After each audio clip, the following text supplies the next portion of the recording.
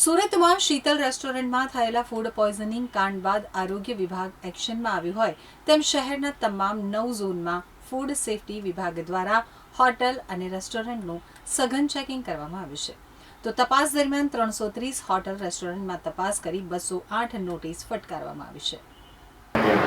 માનનીય આરોગ્ય મંત્રી શ્રી અને માનનીય આરોગ્ય અધિકારી શ્રીની સીધી સૂચનાના માર્ગદર્શન હેઠળ સુરત મહાનગરપાલિકાના 9 ઝોન વિસ્તારમાં સુરત મહાનગરપાલિકાની ફૂડ વિભાગની ટીમ અને આરોગ્ય વિભાગની ટીમે તારીખ 18/8/26ના રોજ હોટલ અને રેસ્ટોરન્ટોનું ચેકિંગ હાથ ધરેલ, જેમાં 330 જેટલી સંસ્થાઓનું ચેકિંગ કરવામાં આવેલ. જે સંસ્થાઓમાંથી 1641 કિલો જેટલો અખાદ્ય ખોરાકનો જથ્થો નાશ કરવામાં આવેલ. 208 સંસ્થાઓને નોટિસ આપવામાં આવેલ અને 17 જેટલી સંસ્થાઓ જે લોકોની હાઇજેનિક કન્ડિશન અને સ્વચ્છતા બરાબર ન હોવાથી તેમને નોટિસ આપી અને બંધ કરવામાં આવેલ છે. જેઓને રીઇન્સ્પેક્શન કરીને ફરી ચાલુ કરવામાં આવશે અને 4,70,500 જેટલો દંડ કરવામાં આવેલ છે.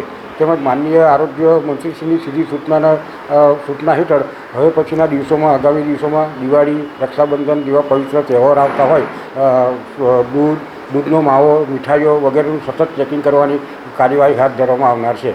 સૂચનાના માર્ગદર્શન હેઠળ સુરત મહાનગરપાલિકા વિસ્તારમાં 9 ઝોન આવેલા છે. 9 ઝોનમાં સુરત મહાનગરપાલિકાના આરોગ્ય વિભાગની ટીમ અને ફૂડ વિભાગની ટીમ દ્વારા હોટલ અને રેસ્ટોરન્ટોનું સઘન ચેકિંગ હાથ ધરવામાં આવેલ. ગઈકાલે તારીખ 18/8/2024ના રોજ ટોટલ 330 જેટલી રેસ્ટોરન્ટોનું ચેકિંગ કરવામાં આવેલ, જેમાંથી 1641 કિલો જેટલો અખાદ્ય ખોરાકનો જથ્થો નાશ કરવામાં આવેલ.